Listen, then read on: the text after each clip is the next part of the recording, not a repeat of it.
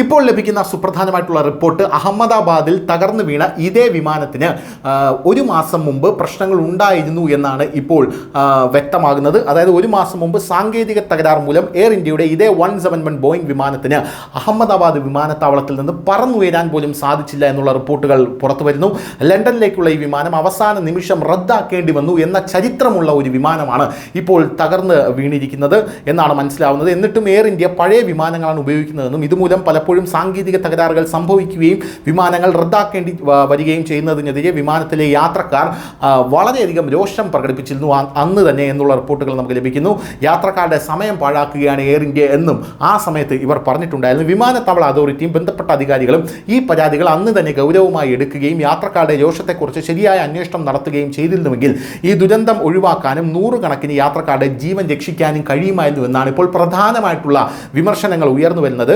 കഴിഞ്ഞ മാസം അഹമ്മദാബാദിൽ നിന്ന് ലണ്ടനിലേക്ക് യാത്ര ചെയ്ത യാത്രക്കാർക്ക് എയർ ഇന്ത്യയുടെ ബോയിങ് 171 വിമാനത്തിൽ നിന്ന് കൈപ്പേറിയ അനുഭവമാണ് ഉണ്ടായത്. അതായത് ഇതേ വിമാനത്തിൽ നിന്ന് സാധാരണയായി ഈ എയർ ഇന്ത്യ വിമാനം ഉച്ചയ്ക്ക് 1:10 അഹമ്മദാബാദ് വിമാനത്താവളത്തിൽ നിന്ന് പുറപ്പെടുന്നത്. ഇതുമൂലം യാത്രക്കാർ 2-3 മണിക്കൂർ നേരത്തെ എത്തി. പക്ഷേ എന്നിട്ടും വിമാനത്തിന് കൃത്യസമയത്ത് പുറപ്പെടാനായി കഴിഞ്ഞില്ല. നേരെ മറിച്ച് വിമാനം സമയം കഴിഞ്ഞ് 1 മണിക്കൂർ കഴിഞ്ഞാണ് വിമാനത്താവളത്തിൽ യാത്രക്കാരുടെ ബോർഡിംഗ് പോലും ആരംഭിച്ചത്. യാത്രക്കാരെ വിമാനത്തിൽ കയറ്റിയതിനു ശേഷവും അവരുടെ ബുദ്ധിമുട്ടുകൾ അവസാനിച്ചിട്ടില്ല.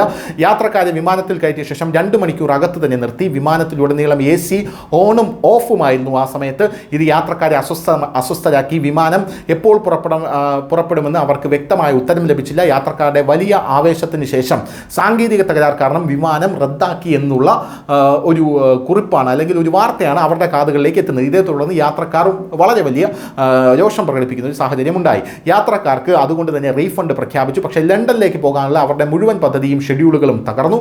എയർ ഇന്ത്യ പഴയ വിമാനങ്ങൾ ഉപയോഗിക്കുന്നത് തുടരുകയാണെന്നും ഇതുമൂലം സാങ്കേതിക തകരാറുകളോ ചെറിയ പ്രശ്നങ്ങളോ കാരണം വിമാനങ്ങൾ ഇടയ്ക്കിടെ റദ്ദാക്കേണ്ടി വരുമെന്നും യാത്രക്കാർ അന്ന് രോഷം പ്രകടിപ്പിച്ചു. ഇത് യാത്രക്കാരുടെ വിലപ്പെട്ട സമയം പാഴാക്കുക മാത്രമല്ല, ചിലപ്പോൾ ഇത്തരം സാങ്കേതിക തകരാറുകൾ കാരണം യാത്രക്കാരുടെ ജീവൻ പോലും അപകടത്തിലാകുമോ എന്ന ആശങ്കയും അന്ന് തന്നെ യാത്രക്കാർ പ്രകടിപ്പിച്ചിരുന്നതാണ്. വിമാനത്താവള അതോറിറ്റിയും ബന്ധപ്പെട്ട അധികാരികളും ഈ സംഭവം ഗൗരവമായി എടുത്തില്ലെന്നും യാത്രക്കാരുടെ പരാതികളും ഗൗരവമായി എടുക്കുകയും ഉചിതമായ നടപടികളും സ്വീകരിച്ചില്ലെന്നും അന്നേ ഇത് ചെയ്തിരുന്നെങ്കിൽ ഇന്ന് ഈ വിമാന ദുരന്തം ഉണ്ടാകില്ലെന്നുമാണ് ഈ വിമാന ദുരന്തത്തെക്കുറിച്ചുള്ള ഒരു പ്രധാന വിമർശനം ഇപ്പോൾ ഉയർന്നു വരുന്നത്. News desk news India Malayalam.